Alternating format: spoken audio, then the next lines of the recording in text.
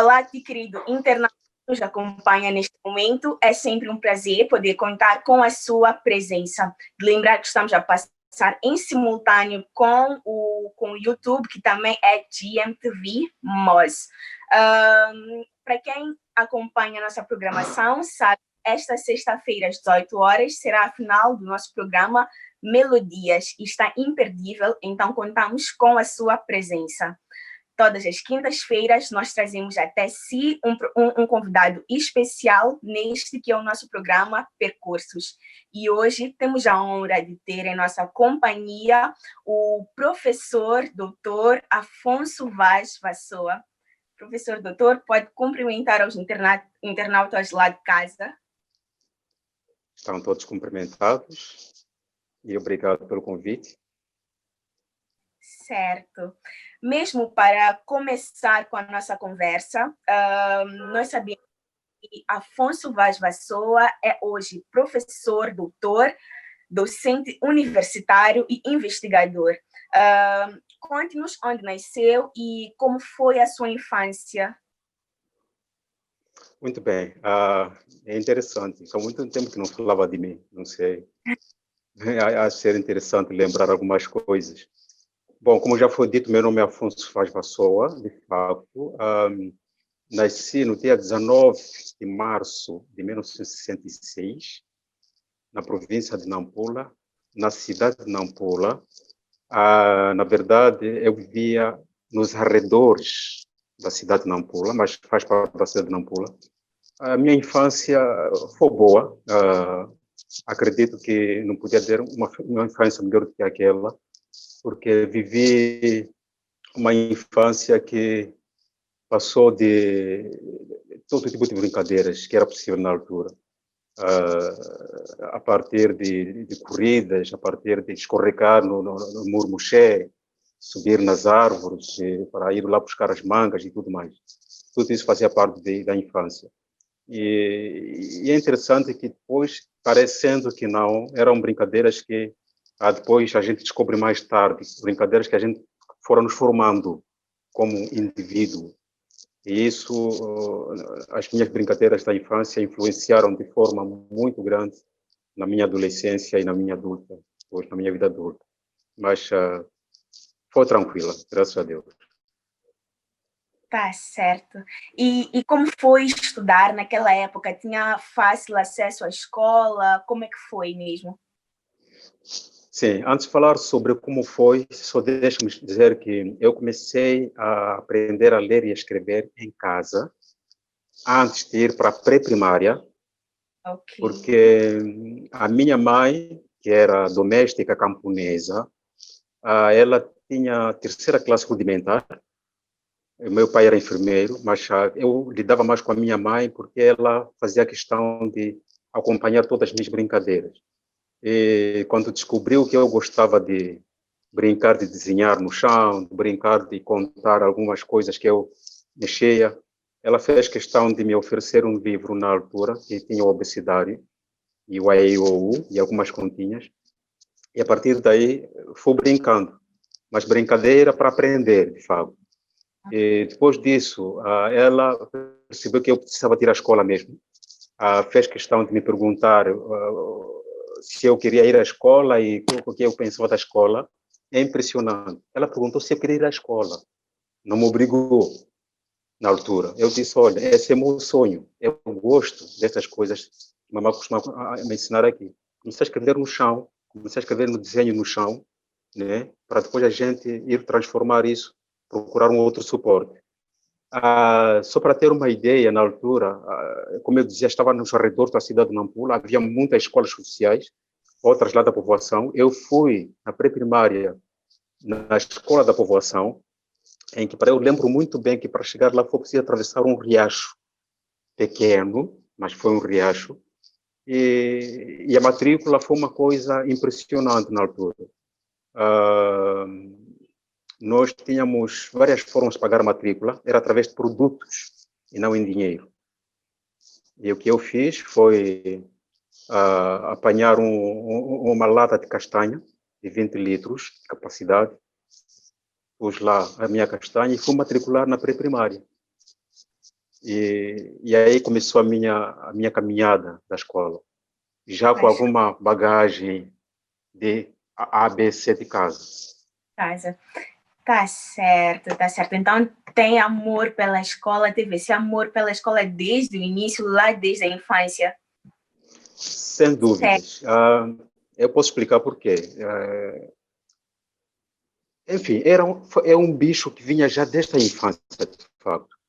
Acredito que, não sei se foi o ambiente ou se foi a minha mãe que me estimulou, mas chegou uma altura em que se me apetecia desenhar, se me apetecia escrever no chão, se me apetecia contar. E para dar um exemplo, depois eu começar a escola primária, acho que foi em 1971, para aí, 72, falece o meu pai. E o meu pai, minha mãe fica com os filhos. Nós éramos 7. E a família, por questões tradicionais, queriam que a mãe entregasse todos os filhos para ficar com o tio. Claro, para ir lá servir de mão de obra, né? Com certeza. Porque a escola não ia ser, porque os filhos desse tio não estudaram, só para ter. Mas já recusou, disse que não, prefiro passar mal, prefiro passar fome com os meus filhos, mas eu vou segurar a eles, eu tenho que os manter na escola. Tá vendo? Só que nessa luta pela vida, das condições depois do falecimento do pai, há um tio que vem pedir a mim para ficar, vem pedir a minha mãe, para ficar comigo, para ajudar os trabalhos lá de casa. Era um senhor que tinha lá um pomar muito grande de laranjeiras, cajueiros e tudo mais. Tinha machambas grandes. Então, meu trabalho era sair de manhã, ir à machamba, voltar, pegar uns cabritos. Tinha lá muitos cabritos. Eu tinha que ir lá pastar os cabritos. E só depois, quando restasse o tempo, é que eu podia pegar um caderno. E eu reparei depois que, quando chegou a altura de eu me matricular na primeira classe, foi a primeira, exatamente, ele já não queria me deixar estudar. Diz, não, a perder tempo, quem é que ia tirar uma chamba, quem é que ia ir atrás do gato, essas coisas todas. Por pouco eu desistia de viver com ele, mas eu preferia enfrentar a situação. Quando começou a altura das matrículas, eu simplesmente peguei aquilo que era necessário e atravessei um rio para ir ao outro lado do rio, onde tinha outra escola. Quando cheguei lá, a professora me recebeu, perguntou quem era eu, expliquei e tudo mais. Só que repare que, nessa altura, quando eu atravessei, o céu estava límpido. Só que, de repente, o tempo mudou bruscamente. Portanto, quando eu vinha, afinal já tinha chovido, dá uns quilômetros para lá, a água invadiu toda aquela zona. Portanto, o rio ficou cheio. Portanto, eu não tinha como atravessar o rio, assim, andando. Entretanto, lembra-se que eu fugi. Tinha deixado os cabritos amarrados numa árvore, atravessei o rio, e ao voltar o rio estava cheio. Eu tinha que atravessar, pegar os cabritos, chegar à casa sem dar a entender que eu estava a fazer outras coisas. E aí foi o desafio. Para atravessar o rio, eu tive que me atirar para a água, não sabia nadar, a corrente me empurrou, foi me empurrando até bater entre os caniços, até do outro lado da margem. Ok? Atravessei o rio, claro, tive que tirar a roupa, estender, deixar secar, e depois fui ter com os cabritos, e lá fui à casa. Eu não estou a conseguir ver a sua imagem, mas vou continuar a falar.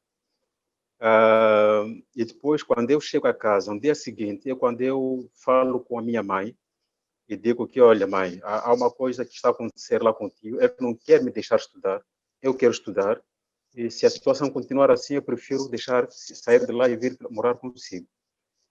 E ela disse, não, tenha um pouco de paciência e tudo mais. Só que nessa altura, em 1972, um dos meus irmãos mais velhos de todos, estava no serviço militar, no tempo colonial, tropa. Ele trabalhava nas comunicações. Ele termina a tropa e volta em 1973 e recolhe todos os irmãos mais novos. E ficamos todos a morar na mesma casa para poder estudar. Esse sim tinha visão. Eu estou a falar de 73, ele na altura tinha sétimo ano do liceu. Portanto, era contabilista. Portanto, ele tinha estudado para aquela altura. E recolhemos, e foi assim que depois eu consegui, de fato, ingressar numa escola formal, comecei a estudar e fiz o ensino primário completo, o secundário, até chegar à universidade. Mas já no início houve essas batalhas, que mostraram que se eu fosse um fraquinho, miudinho fraquinho, com certeza não estaria aqui a falar contigo, Maggie. Que bom que foi um miúdo forte e não fraquinho. Nampula, mas agora vive em Maputo. Em que contexto se mudou da terra natal para a cidade capital? E como foi ter que ficar longe da família nesse tempo que se mudou para aqui? Exato. É uma história interessante. Eu sou de uma geração, aliás, penso que qualquer geração faz parte da história, do contexto desse país. Eu sou da geração 8 de março. Já ouvi falar sobre essa geração? Sim. É uma geração que, depois da independência, o presidente Samora Machel, em 1977, fez um discurso, no dia 8 de março, a chamar os jovens para abraçarem a pátria, porque depois da independência, a maior parte dos profissionais que existiam aqui em Moçambique, portugueses ou de origem portuguesa, professores, médicos, enfermeiros e tudo mais, fugiram por razões políticas ou receio de que não sabia o que ia acontecer mais tarde, enfim. Então, o presidente Samora Machel fez esse discurso e disse: vamos segurar o país. É o tal chamamento à pátria. Como eu disse, faço parte da geração. Depois de concluir o ensino secundário, nós todos tínhamos que ser orientados para uma área específica. Uns iam para o serviço militar, outros iam, portanto, para a defesa, outros iam para a saúde, para a enfermagem e tudo mais, outros iam para... Alguns continuavam a estudar, mas outros iam para professorado, com o objetivo de formar quadros nacionais para segurar o país. E eu fui orientado para a formação de professores. Repare que quando eu vim, então, a formação de professores aqui em Maputo, e eu vim aqui para o Centro 8 de Março. Centro 8 de Março era um centro onde viviam, ou onde recebia estudantes que vinham das províncias, outros distritos, que estudavam na antiga Faculdade de Educação, para a formação de professores de ensino secundário e médio.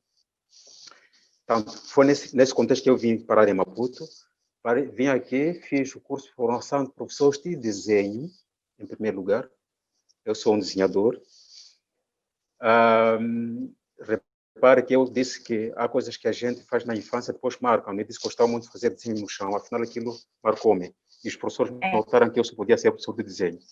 Fiz o curso de formação de professor de desenho. Na altura, depois de eu concluir o curso em 1983, por aí, eu tinha que voltar à província para ir dar aulas lá. Só que a direção da faculdade precisava de alunos que tiveram uma média razoável não, acima da média, digamos assim, para serem monitores. Graças a Deus, eu fui um dos selecionados. Ficamos 3 na minha turma. Então, fiquei eu, um colega chamado Abdul e o outro chamado Albertino, falecido, já o que Deus tenha. E fui monitor na Faculdade de Educação. Só que durante esse tempo de monitoria, fui também tirando o curso de especialização em didática do desenho, tanto para formar professores do ensino secundário, na mesma faculdade. E assim fiquei de vez, porque e depois passei a ser docente universitário na própria Faculdade de Educação, onde eu trabalhei até 1988, 89. Foi na altura que encerrou a Faculdade de Educação, a primeira Faculdade de Educação, não a atual. Então foi assim que eu vim parar a Maputo. O resto depois é outra história que talvez terei a oportunidade de contar mais adiante. Como é que foi para a família? A pergunta é essa. Lembro-me que na altura não havia nem celular, não havia nem... enfim, havia telefones fixos, mas a gente escrevia cartas. Fazia uma carta, ou como postal, punha um envelope, ia nos correios. Depois de algum tempo recebia as pessoas, aí tinha que responder, depois... Aquele processo que você conhece, ou já ouviu falar. Mas nós fomos do tempo dos correios, de fazer cartas escritas à mão, meter nos correios, enviar para a província e esperar a resposta. Ou, quando fosse uma coisa urgente, não tinha como telefonar porque não havia celular, mas a gente tinha os telefones fixos, aí sim, a gente conseguia falar. Mas foi um momento interessante, porque, embora não havendo tantos meios sofisticados, a gente sempre conseguia se comunicar e as coisas funcionavam sem grandes problemas. Certo. Falou há bocado que foi professor de desenho e didática do desenho. Mas, curiosamente, a sua licenciatura, mestrado e doutoramento foram feitas em áreas diferentes da de desenho. Estou a falar da comunicação. A que se deveu essa mudança de horizontes de professor de desenho para agora um comunicador? Ok, talvez eu me consideraria de comunicólogo. Meg, tu és comunicador. Eu sou comunicólogo, porque faço mais investigação. Exato. É mais na área de investigação do que de comunicar em si, através dos órgãos de comunicação social. Mas é o seguinte, como eu disse, nós todos fazemos parte da história do país. Isso tem a ver com o próprio momento em que eu estudei, em que era necessário seguir a tendência do próprio país. Repare que eu disse que a Faculdade de Educação encerrou em 1987, 88, 89. 89 encerrou, e todo equipamento e uma série de coisas passou para outros sítios. Depois do encerramento da Faculdade de Educação, abriu-se o antigo Instituto Superior Pedagógico, parece que era isso. É a atual Universidade Pedagógica. E alguns docentes que estavam na Faculdade de Educação passaram por lá, mas outros foram reencaminhados assim para várias faculdades aqui da própria universidade. Só que é interessante, eu tenho um episódio não muito agradável, mas deixe-me compartilhar aqui com os nossos internautas. Em 1987, eu quis estudar, era para ir para a Alemanha, e na altura eu era chefe de departamento, mas chefe de departamento de desenho, mas sentia que precisava de melhorar um pouco mais as coisas. Houve uma oportunidade e a diretora da faculdade não me deixou sair. Não sei como é que eu consegui, e eu fui à revelia, à Alemanha. Fui à revelia e quando volto, a diretora, zangada, obviamente, faz uma carta ao reitor a dizer que eu devia ir dar aulas nas províncias, ou porque não prestava para nada, essas coisas todas. Só que, nessa altura, é quando há também uma mudança na reitoria, em que sai um reitor, não precisa dizer o nome, mas entra o professor Narciso Matos. Já ouvi falar dele. Ele atualmente é o reitor da Politécnica. Ele primeiro foi o reitor da Universidade de Eduardo Mondlane. Estou a falar de 90, 91 por aí. Então, ele quando chega, apanha o dossiê, passou-a, e vê que, bom, é um indivíduo aqui que está sendo despachado, mas quero saber o que está acontecendo na verdade. Então, chama alguém da faculdade, só que é diretora, como era uma portuguesa, estava de férias em Portugal. Quem ficou a representar é o diretor adjunto, que é o atual reitor, o Quilambo. Então, o Quilambo foi lá, falou de mim, disse, não, esse é um quadro que vale a pena aproveitar, não sei o que, aquelas coisas todas. E por uma questão de segurança, enquanto havia essa confusão toda, como eu estava entre a espada e a parede, eu fiz uma carta ao Ministério da Educação e Cultura, Ministério da Cultura, para ir lá ocupar a Direção Nacional de Formação de Quadros na Cultura. Então, nesse entre sair e não, entra uma carta do Ministro da Cultura a me solicitar. Mas com a palavra do Quilambo, que diz que não, esse é um bom quadro, o doutor Narciso Matos chamou-me. Disse, olha, tens duas hipóteses. Ou vais ao Ministério, ou ficas à UEM. Mas eu gostaria de ter alguém com o teu perfil para segurar um sítio em que eu estou interessado. Eu disse, olha, eu quero a UEM, obviamente. Percebe este jogo?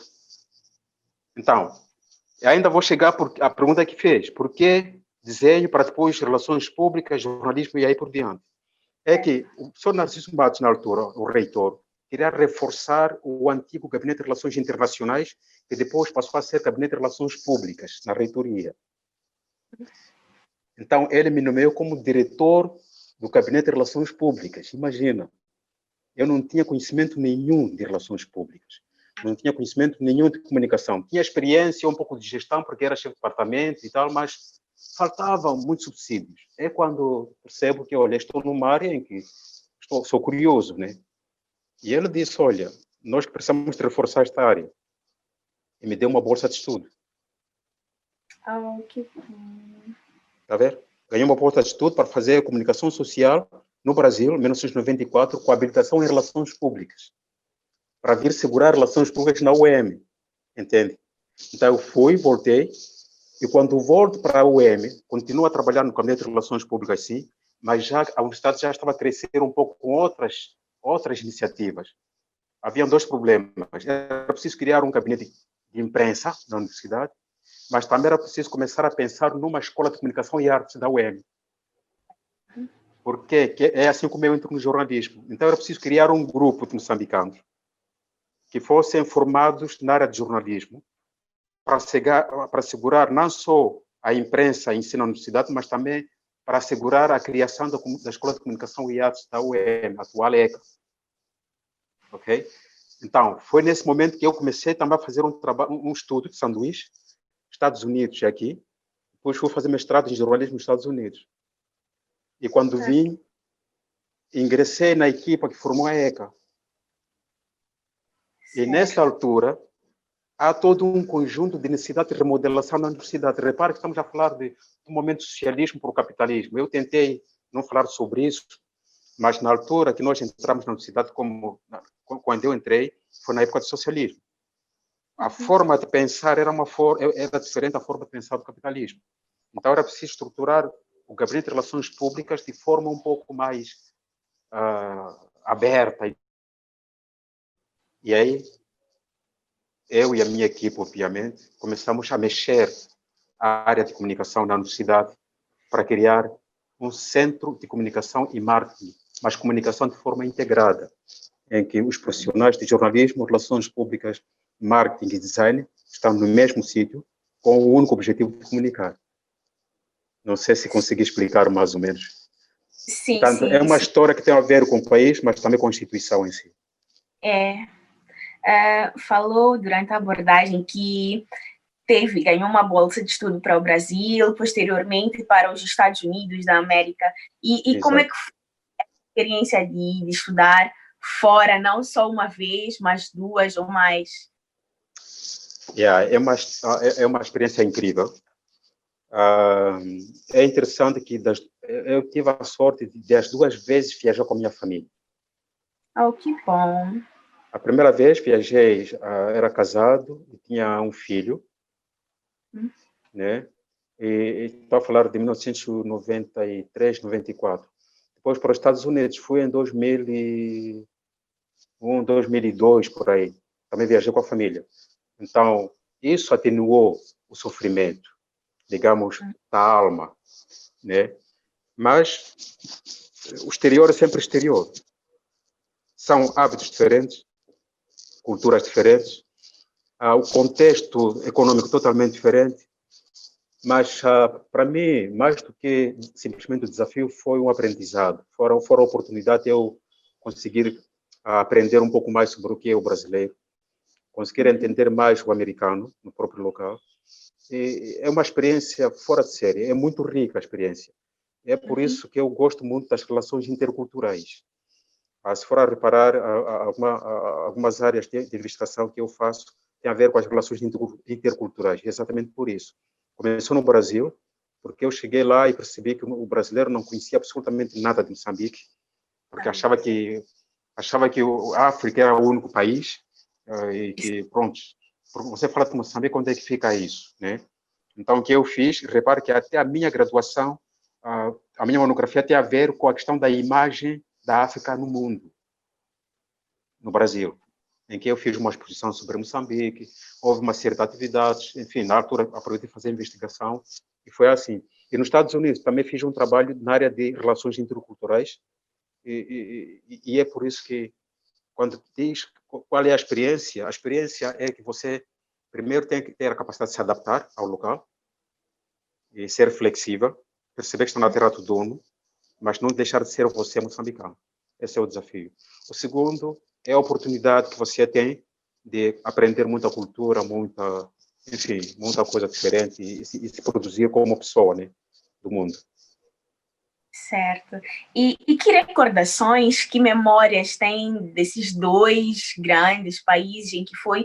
E se tivesse a oportunidade de ir de novo, voltaria, ficaria? Sim, Com certeza, com certeza. Para ficar algum tempo e voltar para o país, porque eu não troco Moçambique por nada, já posso dizer. A gente, quando está aqui, pensa que Moçambique é o fim do mundo e que não presta para nada e tudo mais. Enfim, cada fase é uma fase da história. Eu até posso concordar com as pessoas, porque, infelizmente, há muita coisa que está a acontecer aqui que não é boa. Ninguém gosta de guerras, ninguém gosta do que está a acontecer agora neste momento. Mas este é um país que, por natureza, é um país muito bom do ponto de vista de pessoal, as pessoas, do ponto de vista de cultura, que é muito rica. E agora a gente está a descobrir que, do ponto de vista de recursos, também é rico, mas infelizmente são os recursos que estão a nos deixar numa situação um pouco complicada. Mas deixemos isso de lado, deixe-me comentar a experiência que eu repetiria no Brasil e nos Estados Unidos. Eu penso que uma das coisas que eu aprendi no Brasil é, ao nível da academia, você, desde a própria graduação, estar sempre ligado à extensão. Portanto, não estar só ligado àquele círculo acadêmico, mas todo o trabalho que você desenvolve, seja um seminário, seja uma monografia, seja lá o que for, seja uma cadeira, está sempre ligado com aquilo que é a comunidade. E repare que nós tivemos que fazer, ao longo da minha formação, vários projetos comunitários ligados à área de comunicação. Comunicação para o desenvolvimento, relações públicas comunitárias, quer dizer, coisas assim. E então eram coisas práticas que nós associamos com a teoria e a prática.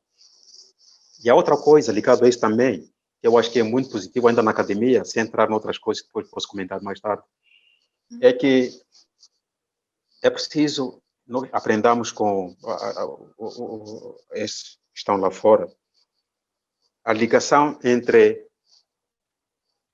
a academia e o mercado de trabalho. Permanente. E qual é a vantagem disso? Há duas vantagens, ou três, ou quatro.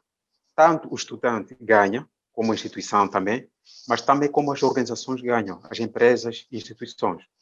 O estudante ganha porque, a partir do momento que ele percebe que, olha, eu sou importante para o mercado, já fica motivado.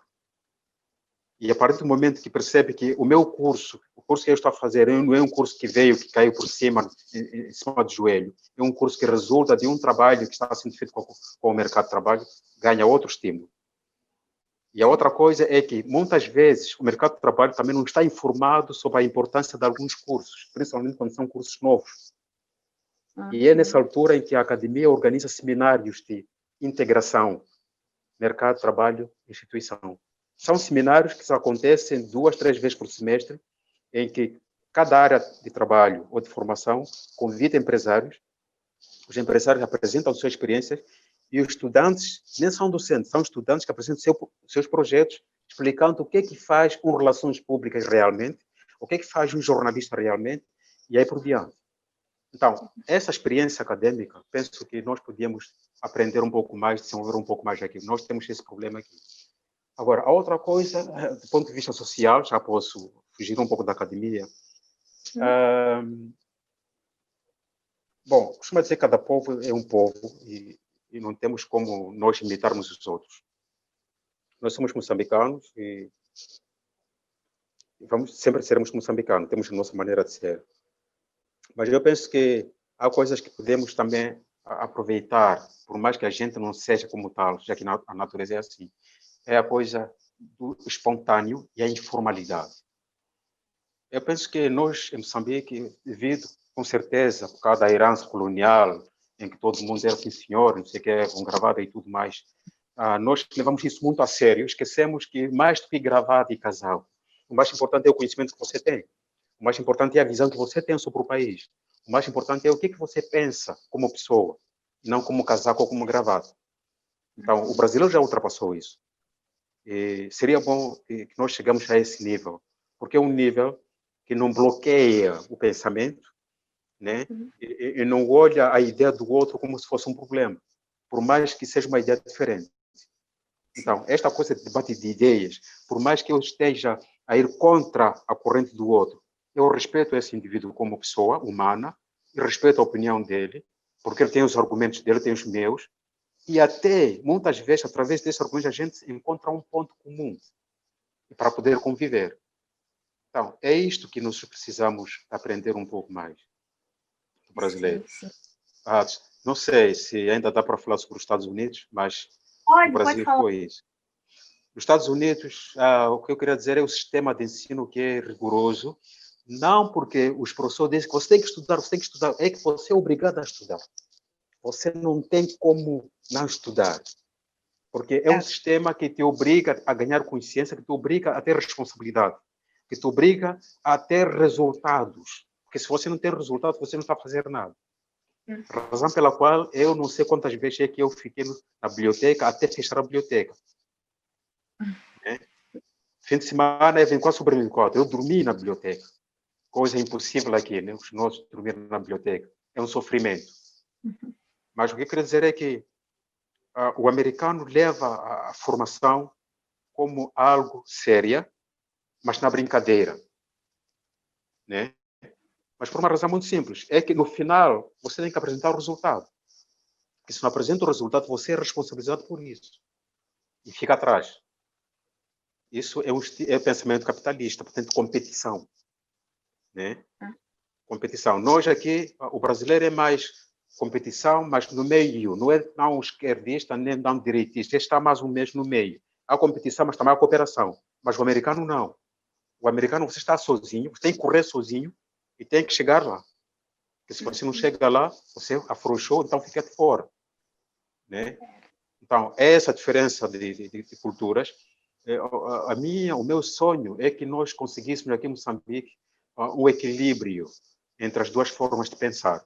Porque competição é bom, sim, porque puxa a memória, puxa a cabeça e tudo mais, mas também a cooperação é muito boa, porque cria o conjunto, cria sinergia e cria o sentido do nosso, não ser só o meu.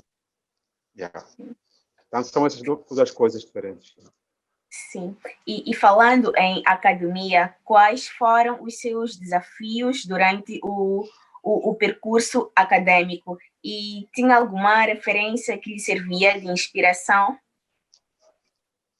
Sim. A inspiração, minha mãe, obviamente, sempre, embora ela tivesse apenas terceira classe rudimentar, esse termo rudimentar talvez não seja familiar para ti, mas era um classe que se davam às pessoas não civilizadas do tempo colonial. Os portugueses dividiam os grupos, né, entre civilizados e não civilizados. Então, havia a primeira classe, segunda classe rudimentar, terceira classe rudimentar, mas com terceira classe rudimentar era um alto grau de ensino, porque a pessoa, a coisa funcionava. Mas era a inspiração da minha mãe, como base. Agora, mais tarde, obviamente que muitos podem achar absurdo hoje, porque alguns que não conheceram Samora Machel acham que ele só era ditador, que era mandão, que era socialista. Mas o que eu peguei de Samora Machel é o lado humano dele, era a visão que ele tinha em relação ao seu povo. E, infelizmente, foi-se embora sem que o sonho dele se concretizasse, para tirar dúvida a algumas pessoas, porque mesmo quando nós saímos do sistema socialista para o capitalista, ele já tinha esse pensamento, não para fazer de forma brusca como fizeram, mas para fazer de forma gradual. Né? Há quem que diz, ele matou pessoas, não sei o quê. Não sei quem é que não matou pessoas, né? E é preciso ver também o contexto que a gente está a falar. Mas não vou entrar nessa polêmica, porque agora não nos interessa. O que interessa agora é a inspiração. Sim, Machado Samora Machel, depois de eu ler sobre Eduardo Mondlane, eu fiquei impressionado pela simplicidade do homem que é, apesar de ser um indivíduo com uma visão mundial, com uma forma de encarar as coisas muito, muito sofisticado para a altura, para o momento dele. Mas o homem é simples. E eu gostaria que eu conseguisse ser simples como ele. Não sei se vou conseguir um dia, porque não é fácil, é uma coisa natural dele, né? Mas vou fazer esforço para isso. Então, tem isso. A minha mãe, a Samora Machel e Eduardo Chivambundlane. Acho que foram as perguntas, né? A inspiração, os desafios durante o tempo de formação, é isso, né? Sim. Olha, há uma coisa que eu tenho que agradecer a Deus, que é o fato de ter tido sempre a oportunidade de estudar. Nunca tive digamos, desde que eu saltei o rio para fazer a primeira classe, porque alguém não queria me deixar estudar, aquilo depois passou e as coisas começaram a fluir numa boa, sem problemas. Com meu irmão, e depois, quando eu vinha para aqui, no centro de Tomás, eu estava com bolsa de estudo, no Brasil foi com uma bolsa de estudo, nos Estados Unidos foi com bolsa de estudo, o meu doutoramento que eu fiz aqui na UEM foi com bolsa de estudo. Portanto, do ponto de vista financeiro, eu não tinha condições, mas as próprias instituições, nesse caso a UEM, me suportou e conseguiu, digamos, a me apoiar até eu fazer doutoramento. Desafios, eu não sei se seriam desafios. Posso talvez falar do percurso desta mudança de desenho para relações públicas, jornalismo e linguística, que foi uma coisa bem interessante. E depois, bem interessante, não no sentido de que foi algo muito doloroso, porque repare que a partir do desenho eu consegui, digamos, perceber o lado da arte da vida, né? E que eu entro nas relações públicas em que é entre arte e ciência, percebe? E depois entro no jornalismo, em que, embora a gente seja necessário ser transparente, ser verdadeiro, ser imparcial, mas também tem um pouco de arte lá. E tem tudo a ver com comunicação. Desenho é comunicação, pintura é comunicação, relações públicas é comunicação, jornalismo é comunicação, e o meu doutoramento foi linguística aplicada comunicacional. Portanto, não se perdeu assim.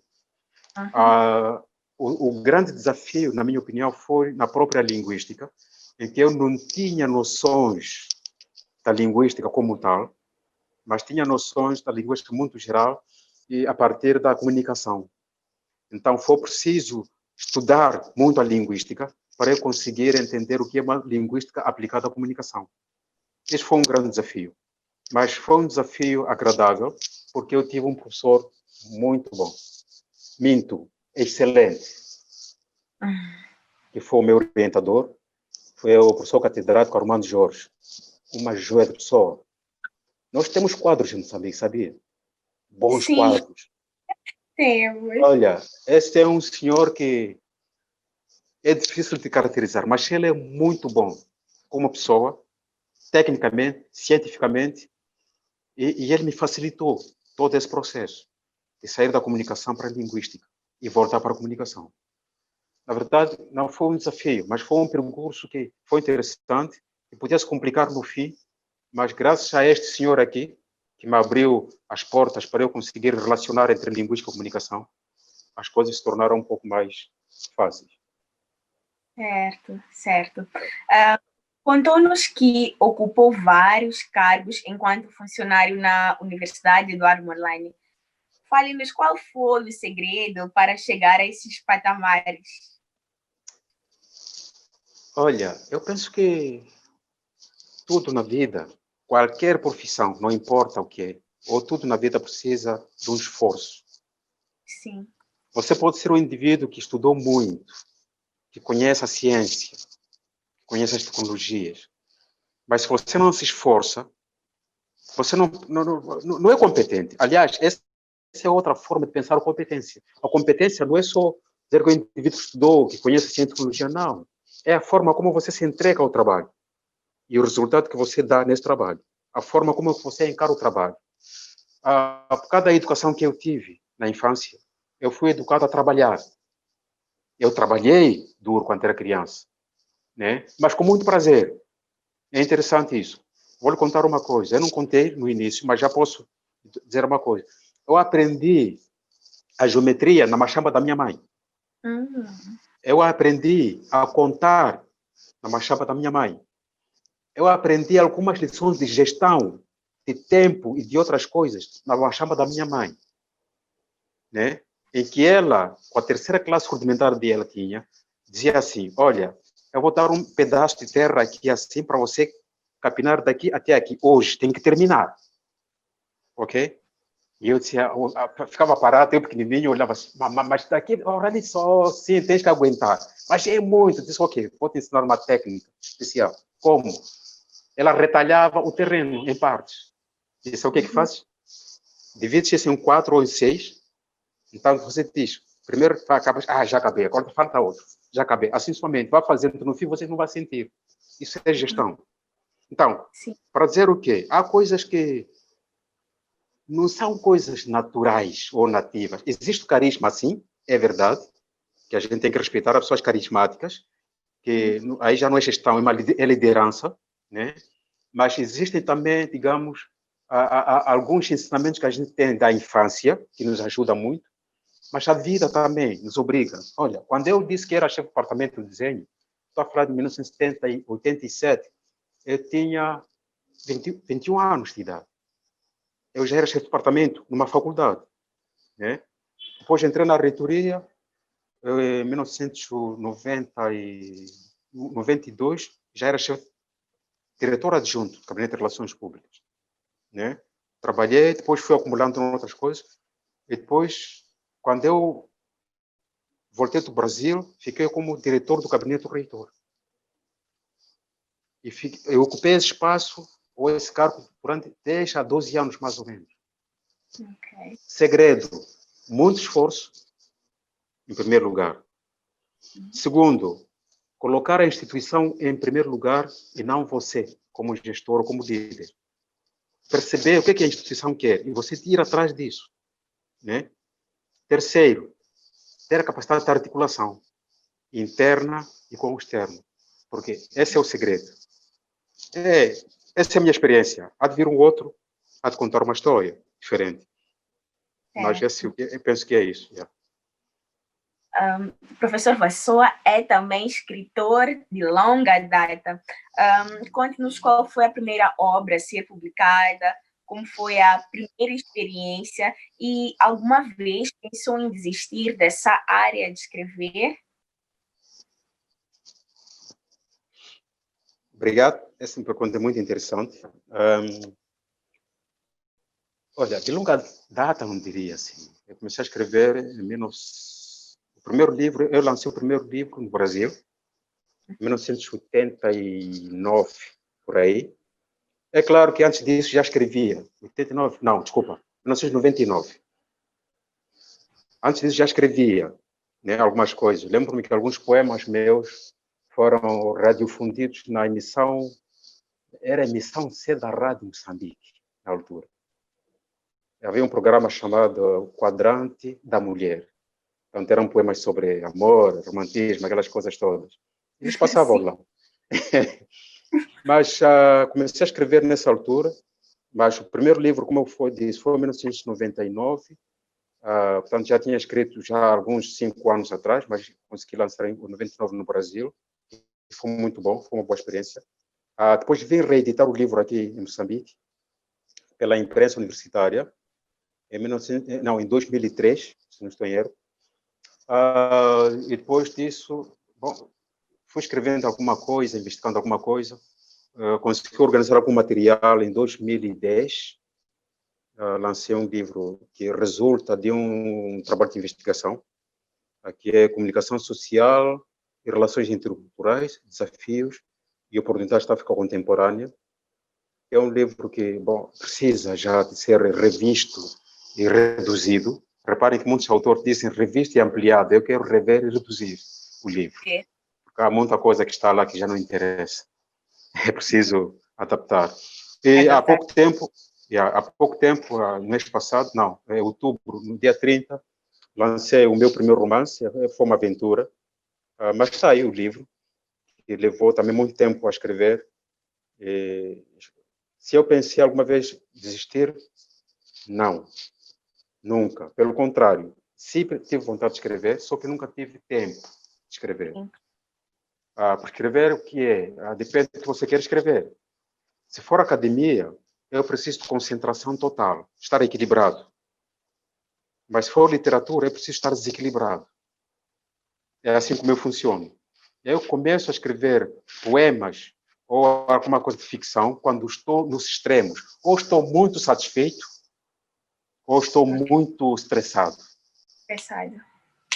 Aí eu consigo escrever coisas fora da academia. Mas quando estou equilibrado, a ciência começa a chamar mais alto. E aí começa a fazer o trabalho de identificação científica. Então, felizmente, tenho que escrever em todos os momentos. Estou triste, estou a escrever, estou equilibrado, estou a escrever, estou contente, estou a escrever. São momentos que eu não vou desistir, não. Vou continuar a escrever. Espero que... e talvez quem pode mandar parar é o público, o leitor, né? O leitor, se ele já disser, senhor, não está a escrever nada especial, aí sim eu paro de escrever. Mas enquanto isso não acontecer, vou continuar a escrever. Ok, como se diz, desistir é para fracos e doutor provou que desde o início nunca foi fraco. Falou que recentemente publicou um romance intitulado Cambalhotas de Dedos Marcados e que este levou mais tempo que os outros livros que já tinha publicado. Quanto tempo levou para terminar esta obra? Olha, este projeto de fato é antigo. Quando eu digo que escrevi, aliás, já tenho há 21 anos, eu falo de 21 anos que foi a altura em que ele ficou referenciado no meu primeiro romance. Desculpa, no meu primeiro livro de poemas. No livro que eu lancei em 1999, eu já falava deste livro aqui. Eu dizia, a minha próxima obra é Cambalhotas de Dedos Marcados. Está lá. Só que, de fato, não foi a obra seguinte. A obra seguinte foi Comunicação Social. Mas por que levou esse tempo todo? Levou esse tempo todo porque era um livro... Aliás, este é um livro que servia de, muitas vezes, de escape. Conhece o automóvel, né? O automóvel tem um tubo de escape. É para tirar aquelas impurezas que acontecem quando o carro está em movimento, né? Como eu disse, é um livro de escape em que nos momentos em que eu precisava de sair digamos, do stress, eu tinha que escrever este livro. Hoje tive uma entrevista também ligada a esta questão do livro, sobre o que é, como é que eu escrevi e tal. E é uma pergunta que eu achei interessante, que diz assim, olha, as cambalhotas de dedos marcados, as cambalhotas estão aqui, quais foram as cambalhotas de Torvassor? Eu falei, não, eu não tive cambalhota nenhuma aí no livro. Tive outras, mas não estão escritas no livro. Por quê? A pessoa que está na literatura, de uma ou outra forma, está ligada à arte. Né? Em que tu escreves, observas ou vives uma situação. É claro que não vai escrever tal igual, porque costuma ser que quem conta acrescenta um ponto. Né? Por quê? Tu vês, crias e recrias a coisa. Esse é um ponto. Depois eu expliquei que há pelo menos dois níveis de vivências. Há uma vivência direta, em que tu és o protagonista ou antagonista direto do assunto, quer dizer, que viveste, foste tu que fizeste a coisa. Ok? Mas há a outra vivência indireta, que tu observaste a coisa. Eu observei as coisas e escrevi.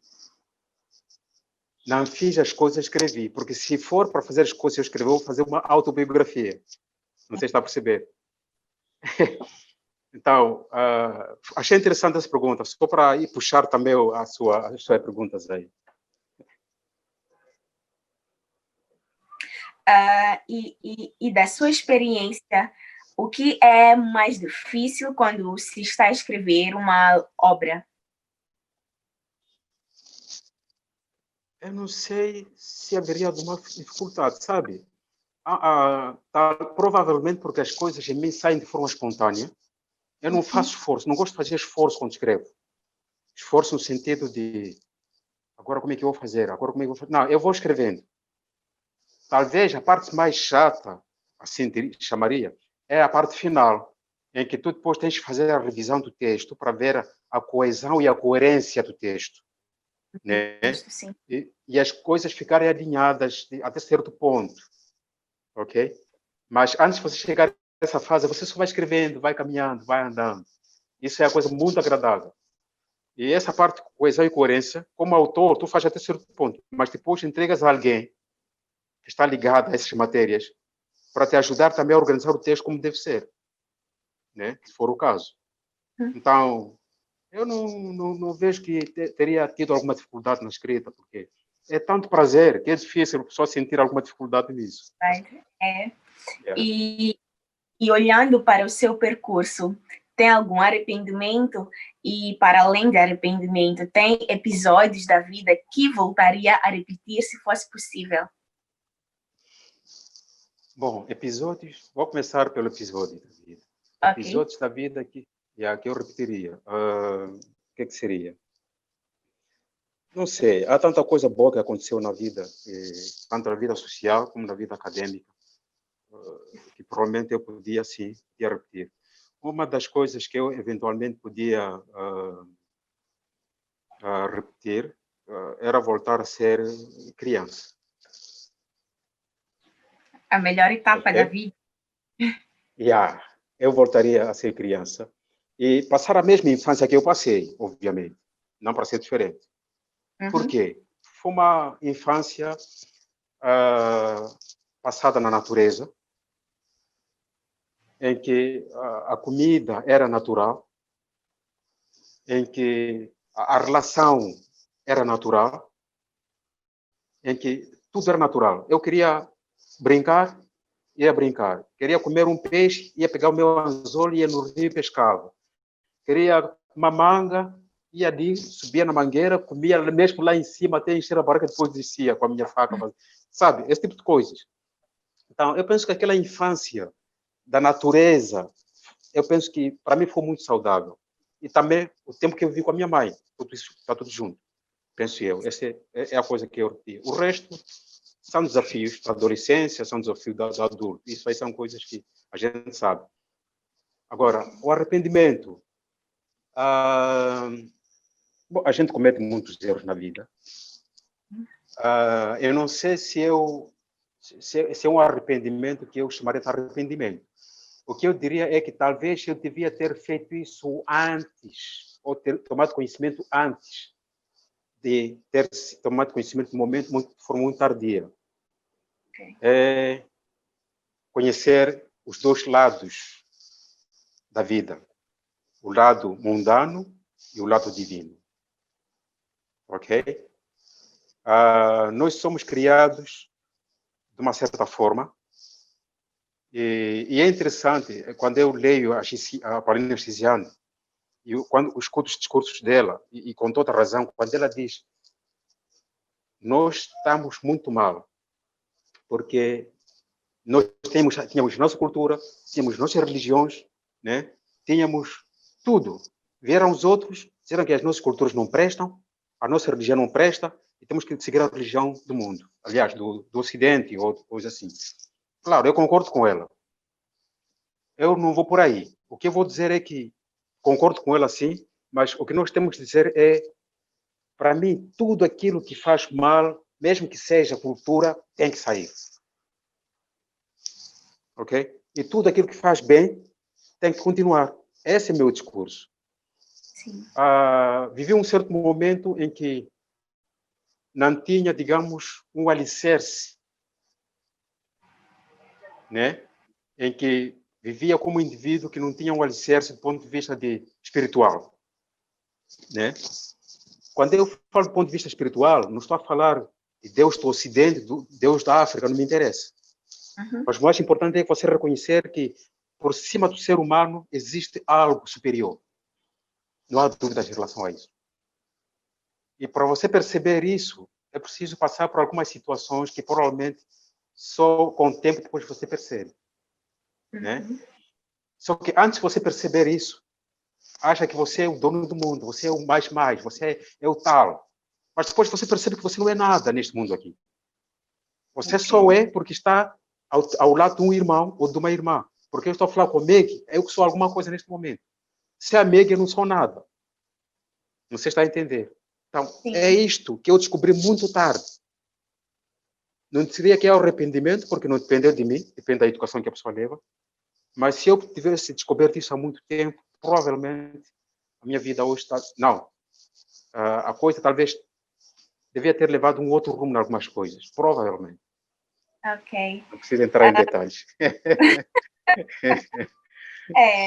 Nós conhecemos o professor na qualidade de acadêmico, mas como é o professor, quem é o professor, doutor Vassoa, na família, com os amigos, é pai, o que mais? O que nós podemos ter em mente quando se fala Exato. de... Ok. Sim, eu sou pai, portanto, sou casado. Consegue ver, Wânia? Consigo ver. Sou casado e tenho 3 filhos maravilhosos. O primeiro filho já tem agora 26 anos de idade. Ok. O segundo tem 22 anos. E a terceira, uma menina, fez 18 anos de abril. Um se chama Giotto, Narciso e Suela. São os 3 filhos que eu tenho. São maravilhosos. E estou a fazer a minha vida social normal, como um cidadão normal também. Acho que não tem nada de extraordinário que eu possa compartilhar como se fosse algo diferente. Mas o mais importante é que sou casado, pai de 3 filhos, e estou feliz com a vida que estou a levar. Não tenho razões de queixa. Graças a Deus. Isso é o mais importante. Doutor Vassoa, nós estamos a caminhar mesmo para o final do nosso programa, mas antes gostaria que deixasse uma mensagem para as pessoas que nos assistem, se calhar para a juventude, uma força para o país, quem sabe? Sim, talvez 2 coisas. Primeiro, dizer às pessoas que não importa a tua classe social ou a sua condição social de base, todo indivíduo pode crescer na vida e fazer carreira. Aqui só um exemplo. Quando eu digo que comecei, na zona onde eu comecei, pastei cabritos, tive que fugir de casa para ir matricular, atravessei rios, é porque essa foi uma infância que a maioria das pessoas ficaram por trás. Da minha infância, então, mas com a persistência, tu consegues chegar lá. Esse é o primeiro ponto. O segundo ponto é que jovens, principalmente, crianças e jovens, nós não temos outra forma para desenvolver o país se não for pela formação e capacitação. Então, quando eu falo de formação, não estou a falar só de formação técnica, científica, tecnológica. E é isso que nós temos que pegar nos nossos currículos e na nossa educação de ensino secundário, superior, aí por diante. Eu estou a falar de formação integral. O que significa isso aí? Você tem que ser um bom cientista, um bom técnico, mas também tem que ser uma pessoa, um indivíduo, um ser humano. Para ser humano, tem que ter ética, deontologia profissional. Tem que ter moral. Então, se você consegue pegar essas áreas, técnico, científica, tecnológica, e ética e moral, você é um indivíduo cidadão que vai contribuir para este país. Mas não temos outra saída senão através da formação e capacitação, e formação em todas as áreas da vida. Formação técnica, científica, ética e deontológica. Essa é a mensagem que eu queria passar para os que ainda têm que fazer a sua carreira. Não que eu parei, né? Eu continuo, mas já fiz alguma coisinha. Muito obrigada. Acatamos a mensagem. E por fim, antes de fechar, quero agradecer mais uma vez o convite que vocês fizeram. Espero que os nossos internautas consigam pegar alguma coisa útil nesta conversa. Essa é a intenção. E qualquer coisa que acharem que eu possa ser útil, estou sempre disponível e à disposição para conversar convosco. Muito obrigado. Certo. Antes mesmo de nos despedirmos, vou pedir para que preste atenção à tela, que temos algumas surpresas para o Dr. Vassoa. Olá, professor, boa tarde. Espero que esteja bem. Nós estamos aqui para falar um pouco sobre o professor. Particularmente, quero dizer que eu gosto muito do professor. O professor é uma boa pessoa. Além de inteligente, é uma pessoa muito humilde e eu gostei muito do tempo em que trabalhamos juntos porque eu aprendi muitas coisas. Se calhar uma das coisas que o professor me ensinou é que a grandeza de um homem não se mede pelo título acadêmico, ou pelos graus acadêmicos que a pessoa tem, mas pela forma como ela trata o outro ser humano. E o professor é muito humano, em momento algum. Na forma como nos tratava na sala de aula, tanto como fora, nos fez nos sentirmos rebaixados, muito pelo contrário, nós nos sentíamos muito bem. Então é isso. Pois, professor, queremos também aproveitar para agradecer por tudo que o senhor fez por nós. Formou-me primeiro, depois formou a Natália, minha esposa, e coincidência ou providência, na nossa defesa voltamos a cruzar caminhos. Foi meu oponente, mas foi o tutor da Natália. Mas tudo isso nós gostamos e lhe estimamos muito.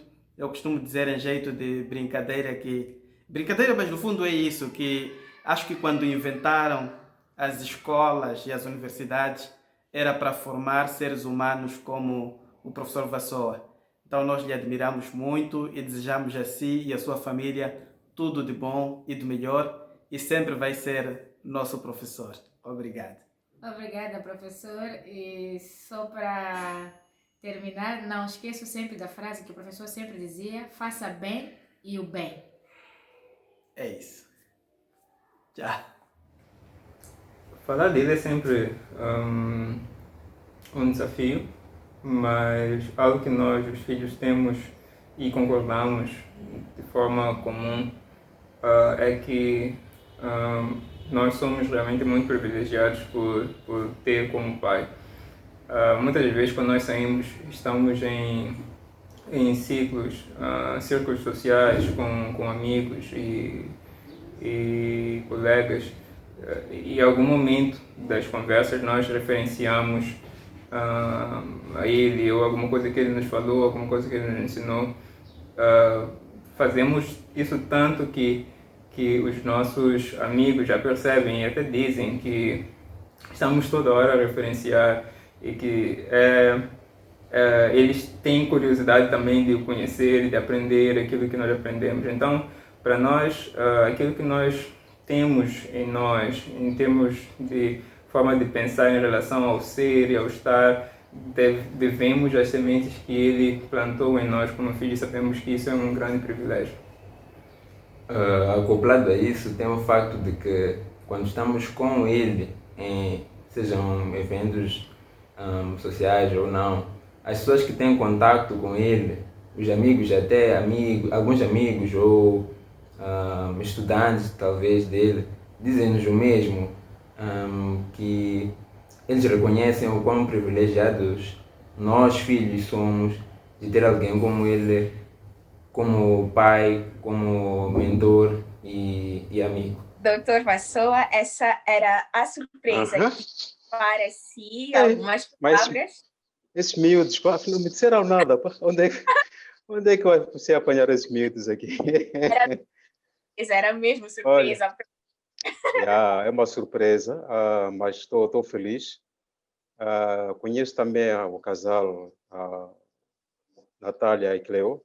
Conheci-os na faculdade e com certeza a Natália foi minha pessoa que eu fiz supervisão, e calhou que o Cleo também fosse.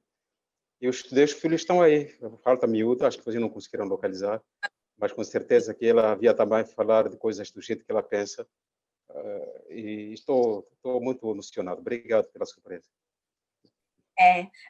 Durante a conversa, o Dr. Vassoa falou do Dr. Eduardo Mondlane e disse que gostaria de ter a simplicidade dele. Pelos vistos, com o que nós acabamos de ouvir, ou já tem a simplicidade, ou está num bom caminho para ser simples, que nem o Dr. Eduardo Mondlane. Quem é que falou isso? Foi a Natália, né? Sim. Mas não estou lá. Acho que a grandeza daquele homem ali é difícil de... Mas pronto, pelo menos a ideia eu peguei, né? O que é preciso agora é, de fato, isso na prática.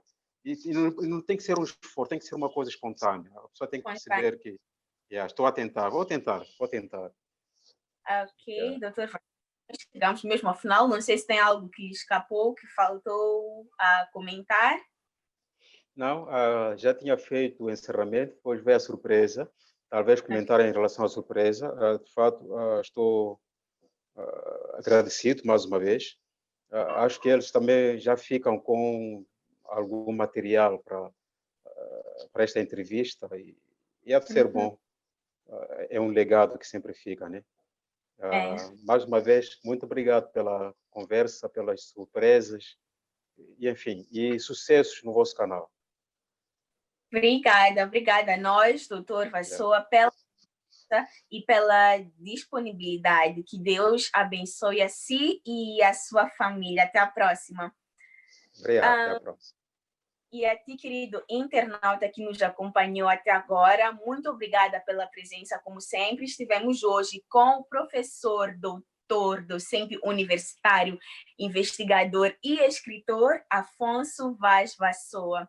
E de lembrar que temos um encontro marcado amanhã às 18 horas para a grande final da primeira edição do Melodias. Tchau, tchau. Até a próxima.